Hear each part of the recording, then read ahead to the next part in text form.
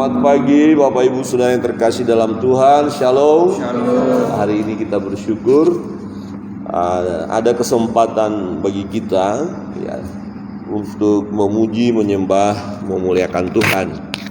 Ya, semua karena kemurahan Tuhan, karena kasih Tuhan ya. Kita ada sebagaimana adanya saat ini bukan karena gagah, hebat atau kelebihan yang kita miliki, tetapi semua karena kemurahan Tuhan, karena kasih Tuhan. Baik Bapak Ibu Saudara yang terkasih dalam Tuhan, kita melanjutkan pembacaan firman Allah dari kitab Ayub. Ya, kita saat ini akan membaca kitab Ayub di pasal yang ke-32 ya. Pasal 32 kita akan membaca secara bergantian ya kebenaran firman Tuhan pada pagi hari ini. Saya membaca ayat yang pertama, Bapak Ibu Saudara membaca ayat yang kedua. Ya. Ayub pasal 32. Ya, Ayub pasal 32 ini adalah dialog ya, kelanjutan dialog, tetapi ada muncul nama baru. Ya, ada sahabatnya Ayub yang selama perbincangan sebelumnya dia berdiam diri saja, kemudian kali ini dia tidak bisa menahan diri, harus bicara. Ya, namanya Pak Elihu ya. Bapak Elihu sekarang akan bicara ya. Ayat pertama. Maka ketiga orang itu menghentikan sanggahan mereka terhadap Ayub karena ia menganggap dirinya benar. Lalu marahlah Elihu bin Barakhel orang Bus dari kaum Ram. Ia marah terhadap Ayub karena ia menganggap dirinya lebih benar daripada Allah. Dan ia juga marah terhadap ketiga orang sahabat itu karena mereka mempersalahkan Ayub, meskipun tidak dapat memberikan sanggahan. Elihu mendahulukan bicaranya dengan Ayub karena mereka lebih tua daripada dia. Tetapi setelah dilihatnya bahwa mulut ketiga orang itu tidak lagi memberi sanggahan, maka marahlah ia. Lalu berbicaralah Elihu bin Barakhel orang Bus itu. Oleh sebab itu aku malu dan takut mengungkapkan pendapatku kepadamu. Pikirku, biarlah yang sudah lanjut usianya berbicara, dan yang sudah banyak jumlah tahunnya memaparkan hikmat. Tetapi roh yang di dalam manusia dan nafas yang maha kuasa, itulah yang memberi kepadanya pengertian. Bukan orang yang lanjut umurnya yang mempunyai hikmat, bukan orang yang sudah tua yang mengerti keadilan. Oleh sebab itu aku berkata, dengarkanlah aku pun akan mengemukakan pendapatku. Ketahuilah, aku telah menantikan kata-katamu, aku telah memperhatikan pemikiranmu, hingga kamu menemukan kata-kata yang tepat. Kepadamu lah pusatkan perhatianku, tetapi sesungguhnya tiada seorang pun yang mengencam Ayub, tiada seorang pun di antara kamu menyangka perkataannya. Jangan berkata sekarang, kami sudah mendapat hikmat, hanya Allah yang dapat mengalahkan dia, bukan manusia. Perkataannya tidak tertuju kepadaku, dan aku tidak akan menjawabnya dengan perkataanmu. Mereka bingung, mereka tidak dapat memberi sanggahan lagi, mereka tidak dapat berbicara lagi. Haruskah aku menunggu karena mereka putus bicara, karena mereka berdiri di sana dan tidak memberi sanggahan lagi? Aku pun hendak memberi sanggahan pada giliranku, aku pun akan mengemukakan pendapatku.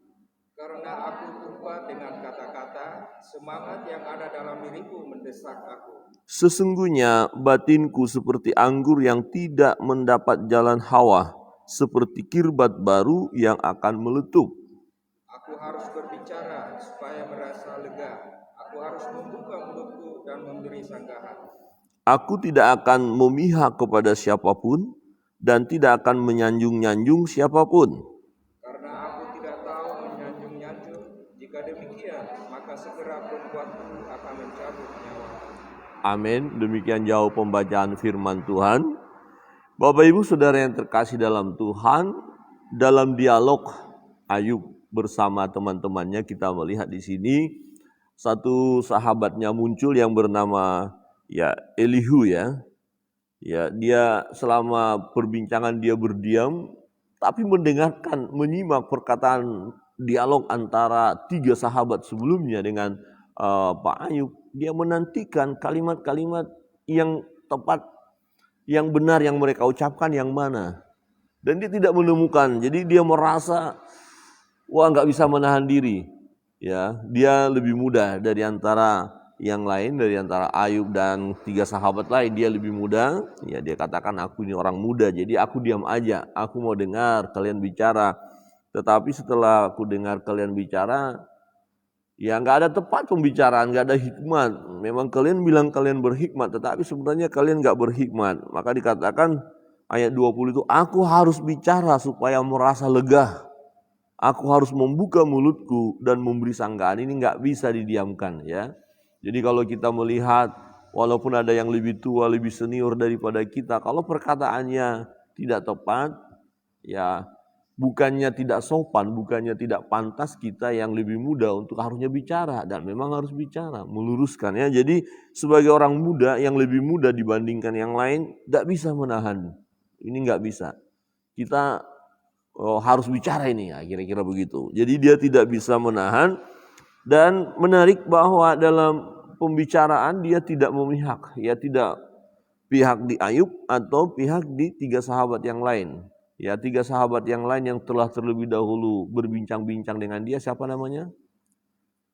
Ada Bildad, Sofar, Elifaz. Ya, ini sahabat sebelumnya. Nah, terakhir ini Elihu yang bicara yang lebih muda. Nah, ketiga sahabat yang lain satu suara menyalahkan Pak Ayub.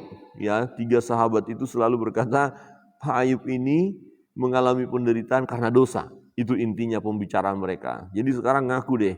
Ternyata ketika pembicaraan itu Elihu selalu perhatikan dan melihat ya semua sama-sama berkeras ya. Tetapi pada akhirnya tiga sahabat yang lain berhenti, nggak bisa lagi menyanggah Pak Ayub karena Pak Ayub selalu berkata, ya aku benar, aku nggak salah kok.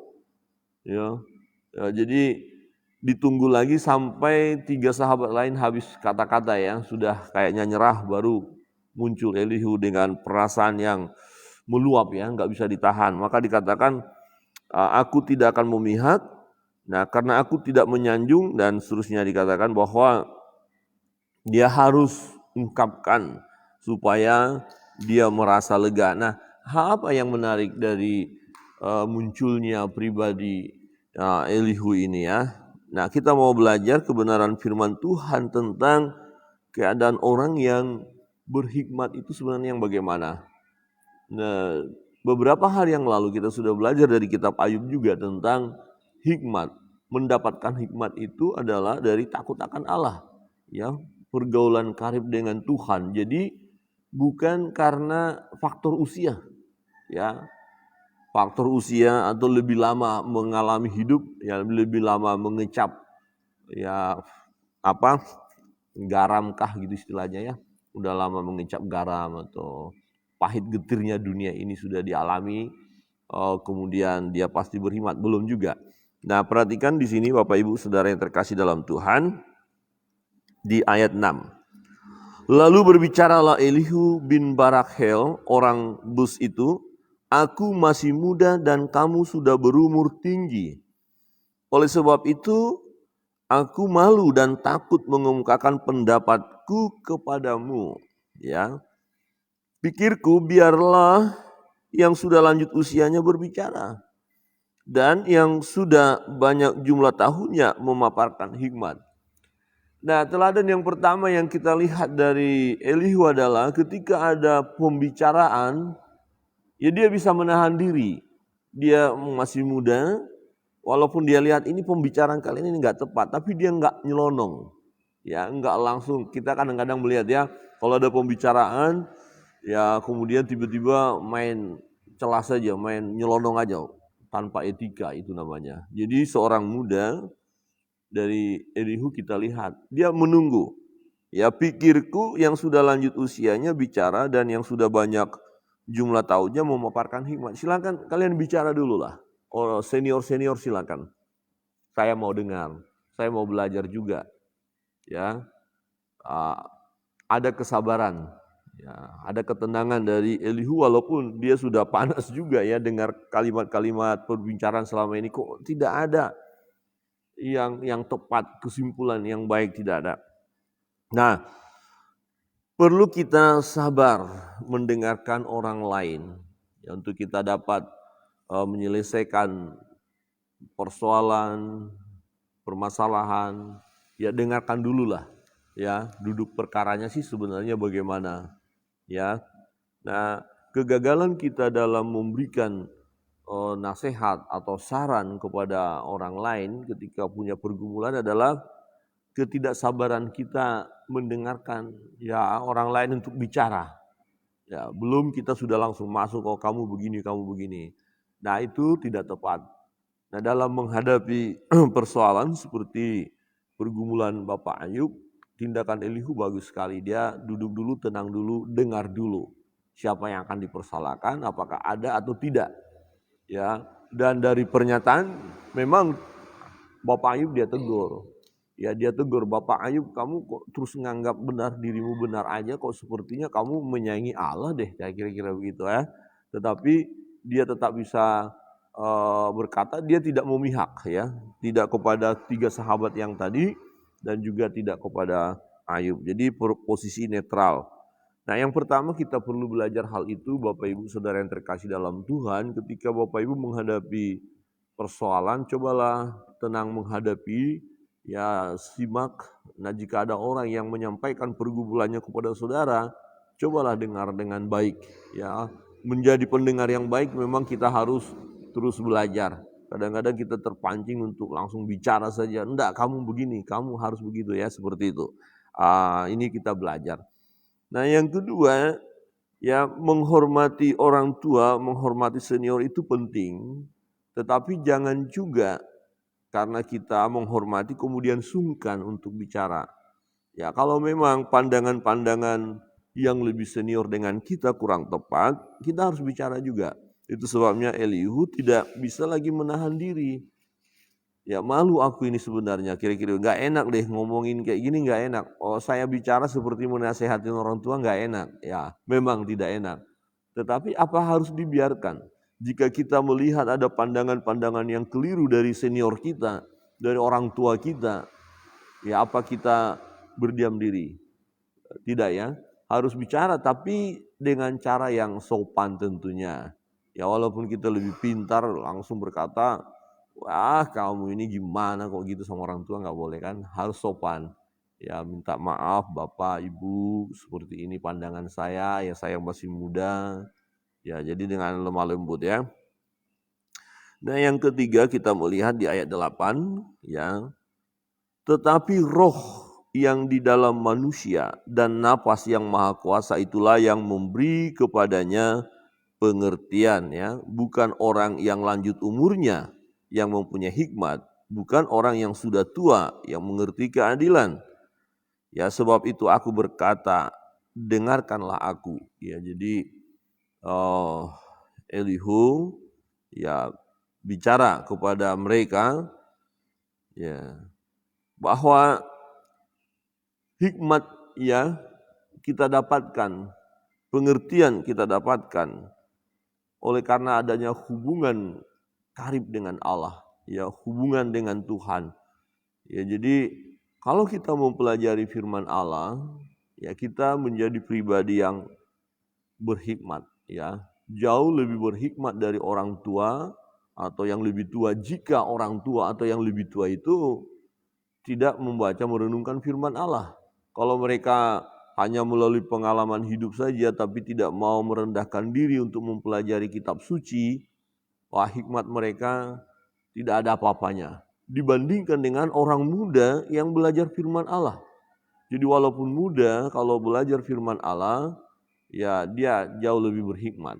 Nah, roh yang di dalam manusia dan napas yang maha kuasa itulah yang memberi kepadanya pengertian. Nah, dengan bagian ini kita belajar perlu kita berdoa, ya, memohon hikmat daripada Tuhan.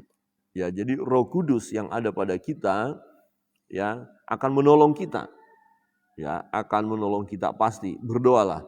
Mungkin Bapak Ibu Saudara punya beban pergumulan, ya, sulit untuk menyelesaikannya, bahkan mungkin tidak mengerti cara penyelesaian jalan Quran ini gimana caranya. Ya, untuk itu masuklah dalam hadirat Allah, berdoalah. Ya, minta petunjuk daripada Tuhan. Ya, dalam kitab Yakobus dikatakan, ya, siapa yang kurang berhikmat hendaklah ia meminta. Ya, memintanya ya dengan tidak bimbang, tidak mendua hati. Ya, jangan ragu-ragu, sebab orang yang bimbang, yang ragu tidak dapat apa-apa. Jadi bisa saja atau mungkin boleh dikatakan sering kali kita tidak menemukan jalan keluar dari persoalan-persoalan atau pergumulan-pergumulan yang kita hadapi. Kenapa? Karena keterbatasan kita secara manusia. Ya. Nah, bahkan bisa kita terjebak mengandalkan kekuatan kita, kehebatan kita. Padahal tidak sesuai dengan firman Allah. Nah, itu akan membawa kita kepada kehancuran. Saudara, Bapak Ibu, baik yang ada di gereja, di rumah, jika saudara punya pergumulan, nah, saudara tidak menemukan jalan keluar dengan cara kita secara manusia, ya maka datang kepada Tuhan. Tuhan akan membuka jalan.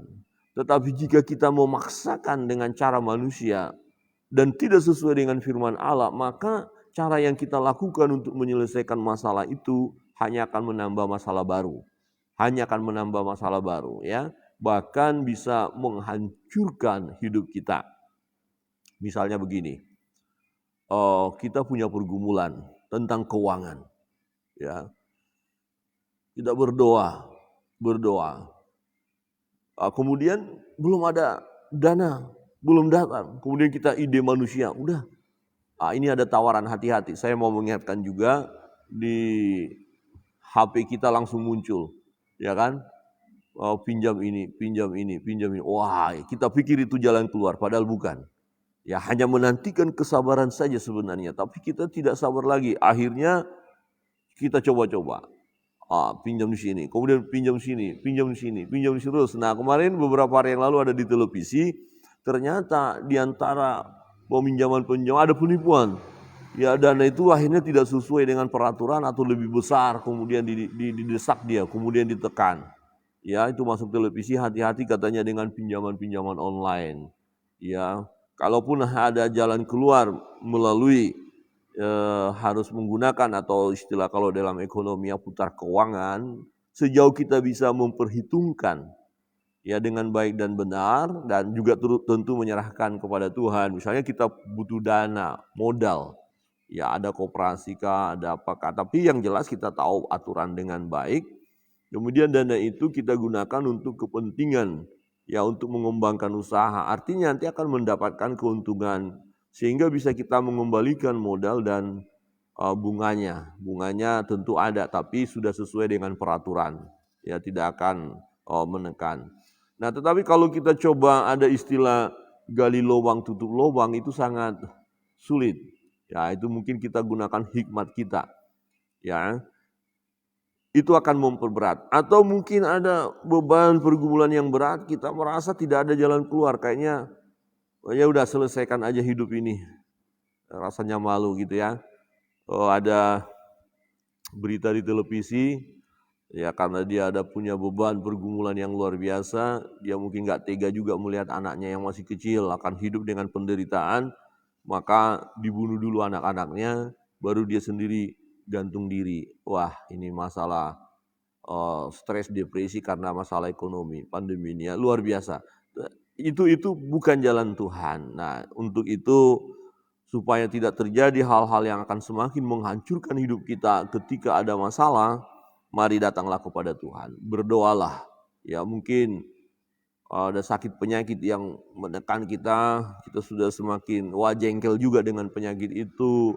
Kemudian bisa kita marah-marah dengan penyakit itu karena penyakit itu sangat-sangat mengganggu.